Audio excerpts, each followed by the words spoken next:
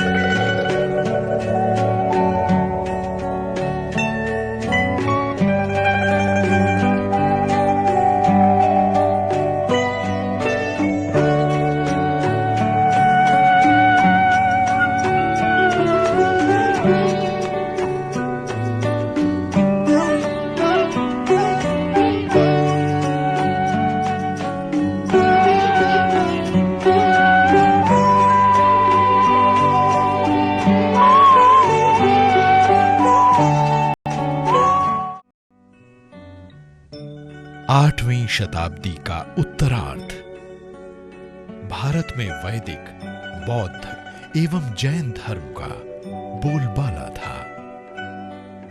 बौद्ध धर्म वैदिक धर्म को चुनौती दे रहा था।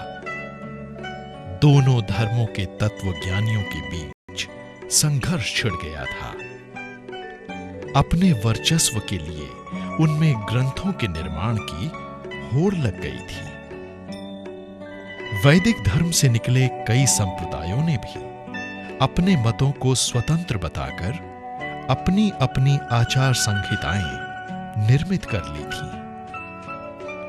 हिंदू धर्म की विभिन्न शाखाओं में तंत्र पूजा और तांत्रिकों का वर्चस्व था। उनकी वेशभूषा, आहार विहार, रहन सहन से सामान्य जनता में भय की भावना छा गई थी। देश में चारों ओर धार्मिक अराजकता छा गई। आपस में लड़ते भिड़ते विभिन्न धर्म संप्रदायों के अनुयायी आम जनता पर कहर ढाने लगे। जनता भयाक्रांत हो त्राहि त्राहि करने लगी। धार्मिक संघर्ष और होड़ के इसी युग में दक्षिण में शंकराचार्य और उत्तर में मंडन मिश्र एवं भारती का आविर्भाव हुआ। तीनों के तीनों वेदों के प्रकांड पंडित। शंकराचार्य आजन्म ब्रह्मचर्य पालन के लिए संकल्पित वेदांती, कर्म सन्यासी। मंडन मिश्र गृहस्थ आश्रम के शिखर पुरुष, कर्मकांडी। और भारती मंडन मिश्र की पत्नी, मिथिला परंपरा में ऋषिका गृहिणी, मीमांसा शास्त्र में निष्णात न्यायवादी।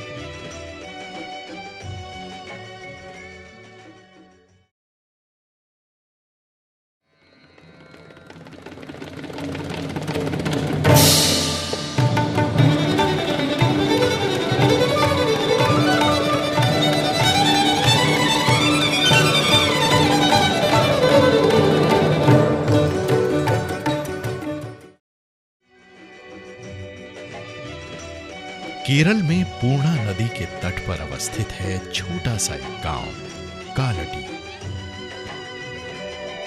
यही शंकर की जन्मभूमि है।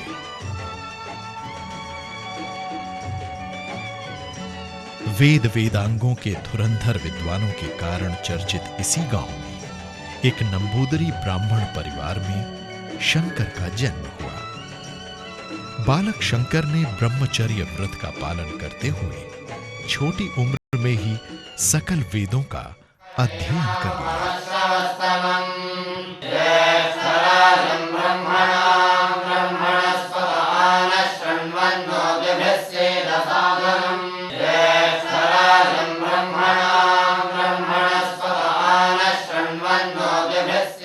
बचपन में ही संन्यास लेने के लिए शंकर ने मां से अनुमति मांगी। मां ने अनुमति नहीं दी। एक दिन बालक शंकर पूर्णा नदी में स्नान कर रहे थे। अचानक एक मगर ने उनका पैर पकड़ लिया। बेटे की चीख सुनकर मां दौड़ी। शंकर ने चीखते हुए कहा, मां, मां, आप मुझे संन्यास लेने की अनुमति दें, नहीं तो मगर मेरा पैर नहीं छोड़ेगा। मां ने कहा, तू जीवित रहे, इसके लिए तेरा संन्यास मुझे 100 बार स्वीकार है। तब 8 वर्ष की उम्र में शंकर सन्यासी बने और घर से निकल पड़े। 4 वर्षों के प्रवास में उन्होंने ब्रह्मसूत्र और भगवत गीता सहित 11 उपनिषदों पर प्रामाणिक भाष्य लिखे।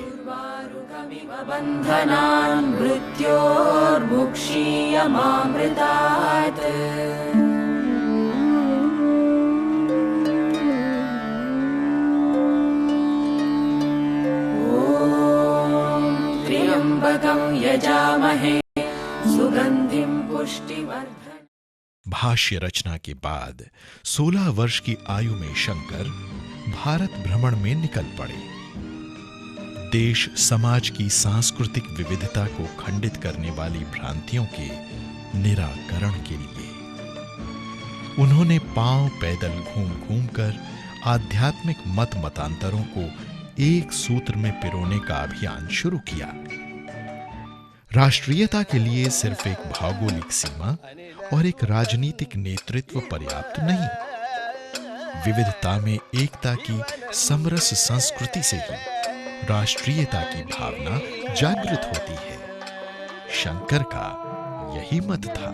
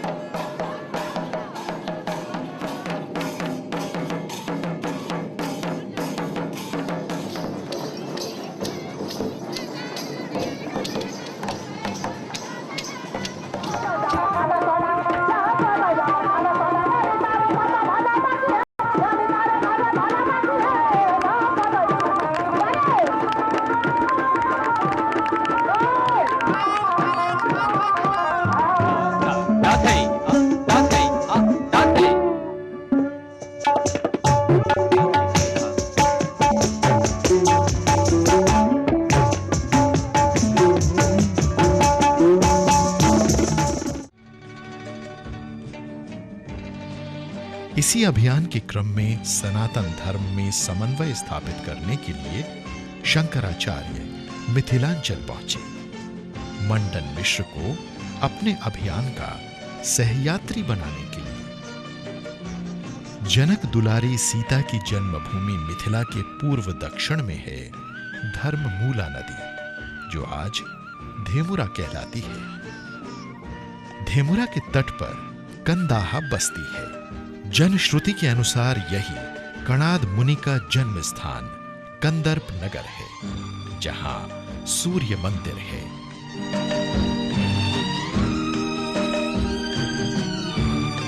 धेमुरा के पश्चिम में अवस्थित है माहिष्मती गांव, मंडन मिश्र का गांव। कोशी नदी की कृपा और कोप के बीच बसा आज का सहरसा उस वक्त सहरसा नाम से विख्यात था। इसी सहरसा से 12 किलोमीटर पश्चिम में अवस्थित आज का महिषी गांव ही मंडन मिश्र के समय में माहिष्मती कहलाता था।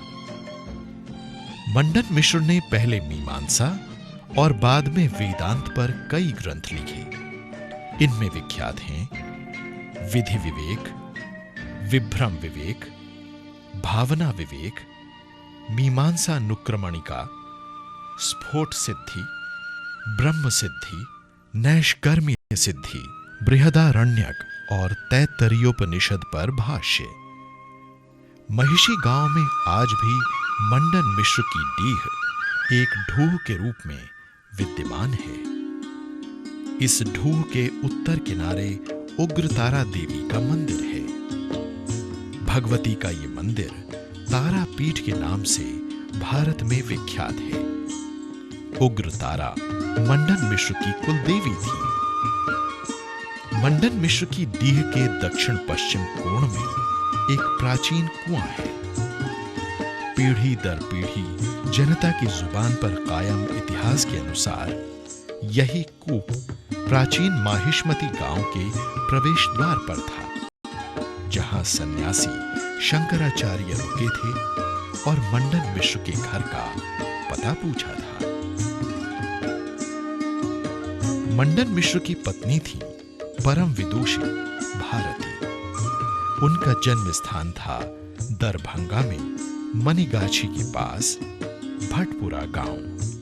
मिथिला की गार्गी मैत्रेयी परंपरा में शिक्षा प्राप्त भारती कुमारिल भट्ट की बहन थी। महिषी के प्रवेश द्वार पर अवस्थित कूप के बगल में वो स्थल है जहां मंडन मिश्र एवं शंकराचार्य के बीच महान शास्त्रार्थ हुआ था, जिसकी मध्यस्थता भारती ने की थी।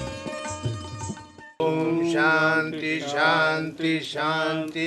ओम शांति शांति शांति। ओम शांति शांति शांति। ओम शांति शांति शांति। ओम शांति शांति शांति।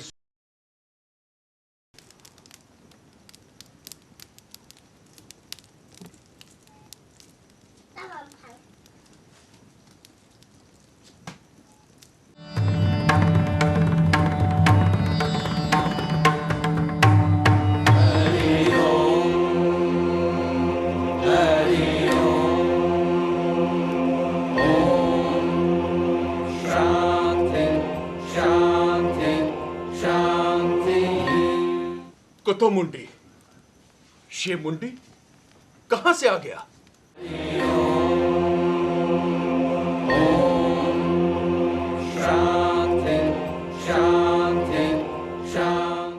गलात मुंडी कहां से? गर्दन के ऊपर से मुंडी हूं। मैंने पूछा मार्ग, कहां से आए तुम? ओह अच्छा, तो मार्ग से पूछा, तो मार्ग ने क्या उत्तर दिया? मार्ग ने कहा, तन माता मुंडा, तुम्हारी मां मुंडा है।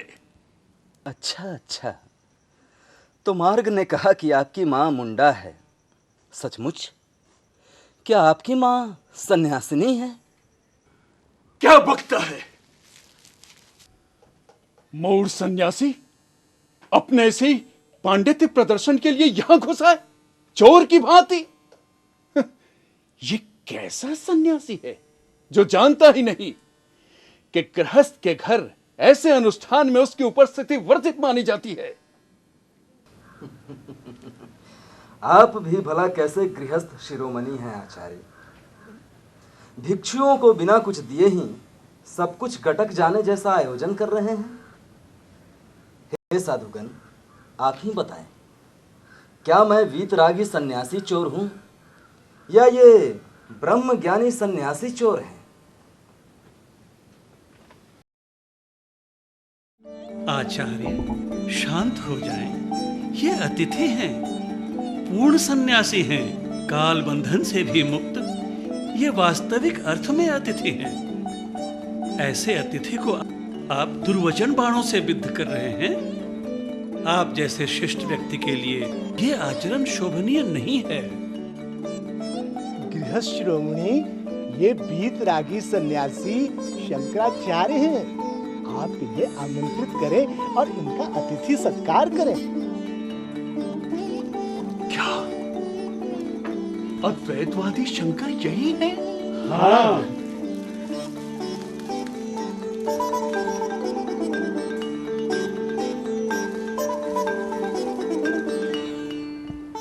सन्यासी प्रवर, मुझे क्षमा करें, मेरे कहे का अन्यथा न लें। आइए, मेरा आतिथ्य स्वीकार करें।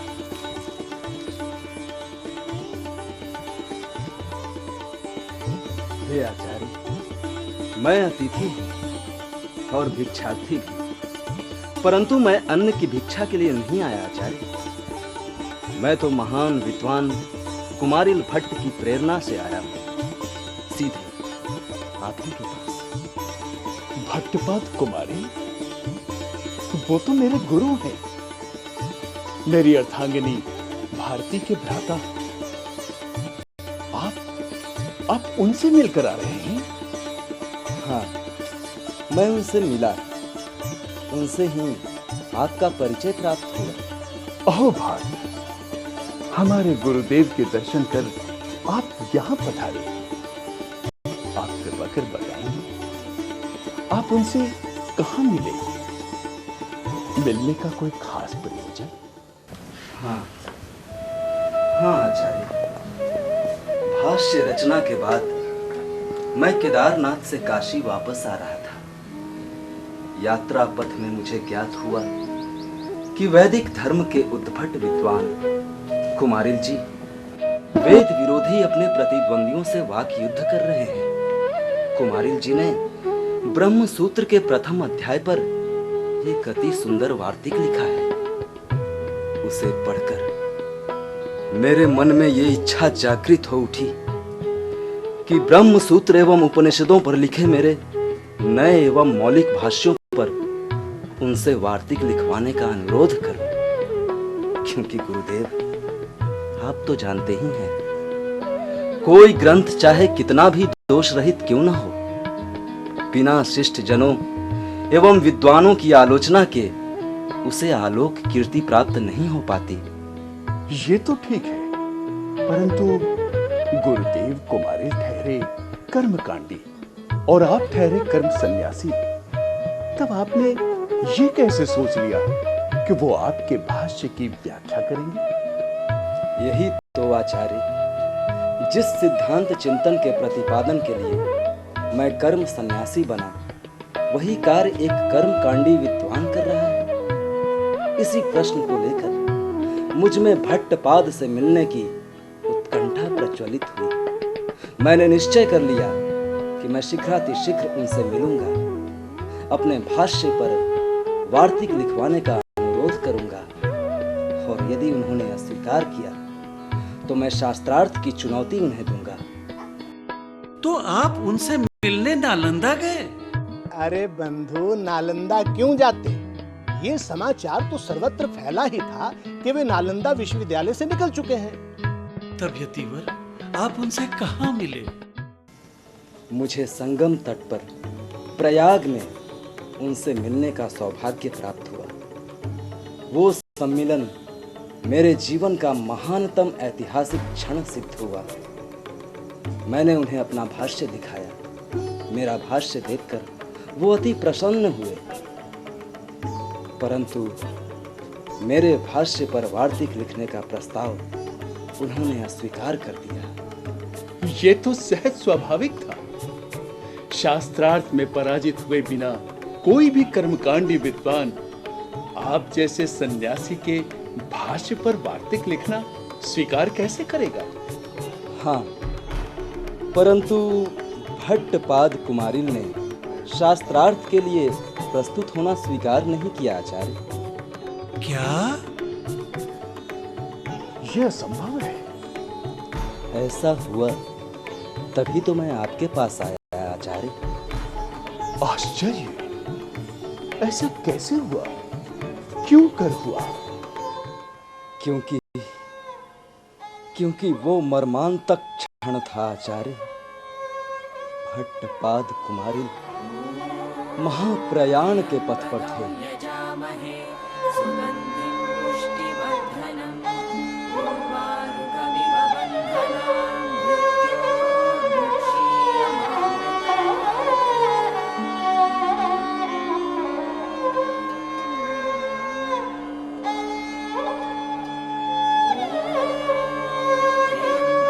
यदि आप पूरी बात बतलाने की कृपा करें। हाँ प्रभु, विस्तार से बताएं। आपका कथन हमारे अंतर में असहनीय रहस्य घोल रहा है। हाँ प्रभु, विलंब ना करें, आपका मौन प्राणांतक सिद्ध हो रहा है। नारायण नारायण। वो दृश्य अत्यंत मर्मांतक था, अद्भुत और अद्वितीय भी।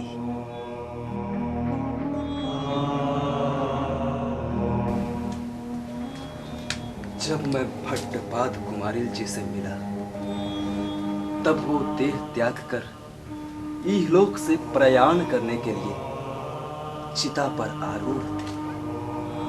उनका पूरा शरीर आग में तप रहा था, फिर भी वो प्रसन्न मुद्रा में थे। मैंने व्यथित होकर कहा, हे आचार्य, जब देश को आप जैसे सच्चरित्र विद्वानों की आवश्यकता है, तब आप आत्मदाह कर रहे हैं। उन्होंने कहा, मैंने पाप किया है, उसका प्रायश्चित करने के लिए मैं आत्मदाह कर रहा हूं। कौन सा पाप? ऐसा क्या पाप किया उन्होंने? आग पर तपते हुए उन्होंने कहा, मैंने 2 पाप किए हैं। पहला पाप ये कि अपनी कृतियों में मैंने ईश्वर का खंडन किया है, और दूसरा, गुरुदेव ने बहुत पहले ही यह सिद्ध करने के लिए ईश्वर का खंडन किया कि वेद अपौरुषेय हैं और स्वतः प्रमाण हैं।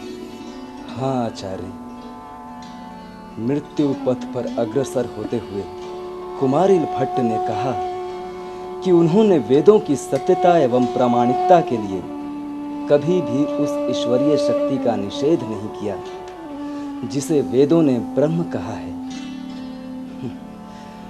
परंतु उनका ये ईश्वरीय खंडन ईश्वरीय शक्ति के निषेध के समान प्रकट हुआ। प्रभु, आप मूल घटना तो बताएं। अब मैं क्या बताऊं? आपको तो ज्ञात ही है। कुमारिल भट्ट को ऊंची अटारी से फेंक दिया गया। वो बच गए, परंतु उनकी एक आंख चली गई। क्या? आंख चली गई? हमें इसकी सूचना नहीं थी। ये कैसा ईश्वरीय न्याय! किसी निष्ठुर के अपराध का दंड एक निर्दोष को। प्राण त्याग को उद्धत कुमारिल जी ने उस घटना को सुनाते हुए कहा कि अटारी से गिरते हुए उन्होंने जोर से घोषणा की थी कि यदि वेद सत्य हैं तो उनका जीवित रहना ही वेदों की प्रामाणिकता सिद्ध करेगा। धन्य धन्य, कुमारिल भट्ट ने सिद्ध कर दिया कि उनकी वेद निष्ठा कितनी सच्ची है। सच्ची, परंतु असंदिग्ध नहीं। इसका क्या अर्थ? हाँ, कुमारिल जी ने यही कहा। जब वो बच गए तो उन्हें अनुभव हुआ कि उन्होंने अपनी घोषणा में यदि शब्द लगाकर वेद निष्ठा में अपनी कमी व्यक्त की है। ये उन्हें पाप कर्म लगा। इसी कारण उनकी एक आंख फूट गई।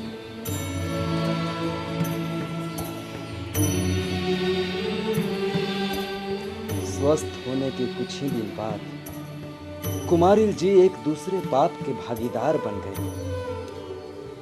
जब बौद्ध आचार्य से उनका वाद विवाद हुआ, उनके अंदर के विरोध भाव ने प्रतिशोध का रूप ले लिया। क्या?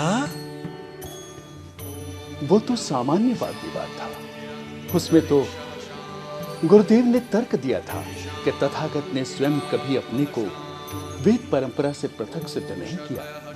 कुमारिल जी ने धम्मपद की एक कथा प्रस्तुत की और कहा कि ये गाथा शब्दशः महाभारत से उद्धृत की गई है। त्रिपिटक में भी ऐसे कई उद्धरण मिलते हैं। तथागत बुद्ध ने महाभारत और अन्य सनातन ज्ञान संचिका से उद्धरण लेकर कोई गर्हित कार्य नहीं किया। हाँ, परंतु इसे बौद्ध आचार्य ने बुद्ध की निंदा का प्रमाण माना और इसी से व्यथित होकर बौद्ध गुरु ने अपने प्राण त्याग दिए। ये तो बहुत बड़ा अनर्थ हुआ, परंतु इसमें गुरुदेव कुमारिल का क्या दोष? महान गुरु कुमारिल ने इसे अपना पाप माना। शक्ति की प्राप्ति के लिए स्वामित्व नहीं, समर्पण चाहिए। इस बोध ने उन्हें प्रायश्चित का मार्ग दिखाया है। साधु साधु, यही तो वैदिक परंपरा का मर्म है। मैंने भट्टपाद कुमारिल से पूछा, तब मैं क्या करूं? उन्होंने कहा, मैं विद्वानों में श्रेष्ठ, सारी दिशाओं में प्रख्यात और यशस्वी मंडन मिश्र के पास जाऊं। उन्होंने कहा कि भारत में मंडन ही मेरे समकक्ष है। वही आपके भाष्यों पर वार्तिक लिखने में समर्थ हैं। उनके पास जाइए। परंतु वो तब तक आपका अनुरोध स्वीकार नहीं करेंगे जब तक वो शास्त्रार्थ में आपसे पराजित न हो जाए। इतना कहकर शांत चित्त होकर उन्होंने अपना देह त्याग कर दिया। आचार्य,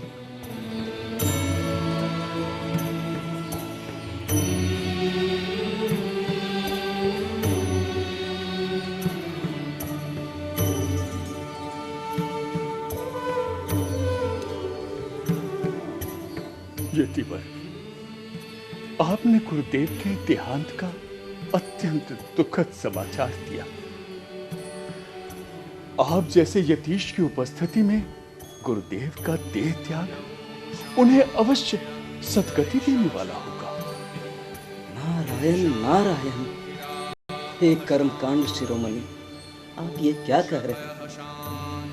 मैं ये दुखद समाचार देने के लिए आपके पास नहीं आया। ये तो आज नहीं तो कल आपके पास पहुंच ही जाता, किसी भी अन्य माध्यम से। मैं तो आचार्य कुमारिल भट्ट के कहने पर आपके पास आया, शास्त्रार्थ रूपी भिक्षा के लिए। हे आचार्य, क्या आप ये भिक्षा मुझे प्रदान करेंगे? शास्त्रार्थ की भिक्षा? हाँ आचार्य, शास्त्रार्थ की भिक्षा। मैं वेदांत मार्गी सन्यासी हूँ, अपने पद को सर्वोत्तम मानता हूँ। आप कर्मकांड शिरोमणि मेरे पद को स्वीकार कीजिए अथवा शास्त्रार्थ करके मुझे पराजित कीजिए। मैं मंडन मिश्र हूँ, मिथिला की गौरवशाली न्याय परंपरा में हूँ, भट्टपाद कुमारिल का शिष्य हूँ। इसलिए आपको शास्त्रार्थ का भिक्षा दान करने के लिए मैं तैयार हूं।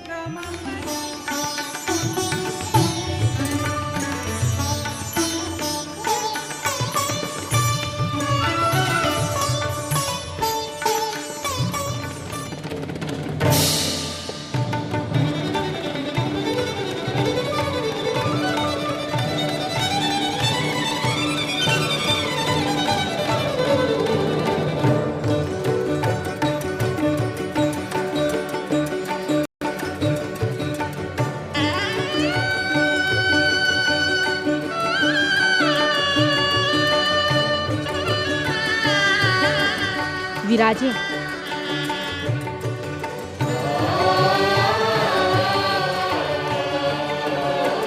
विराजिए महाराज।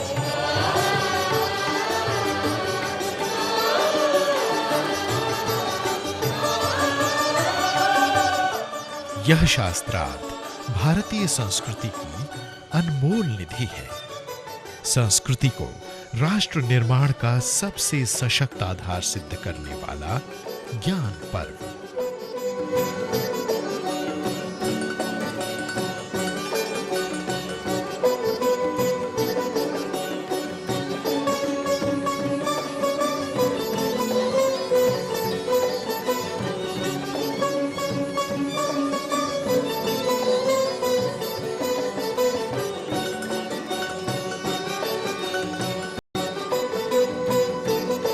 आप दोनों अपना मत रखें, प्रतिज्ञा प्रस्तुत करें। वेदांती शंकर अपने प्रयोजन से यहाँ आए हैं। उन्हें मेरे विचारों के प्रति संदेह है, अतः वे प्रश्न करें, मैं उत्तर दूंगा।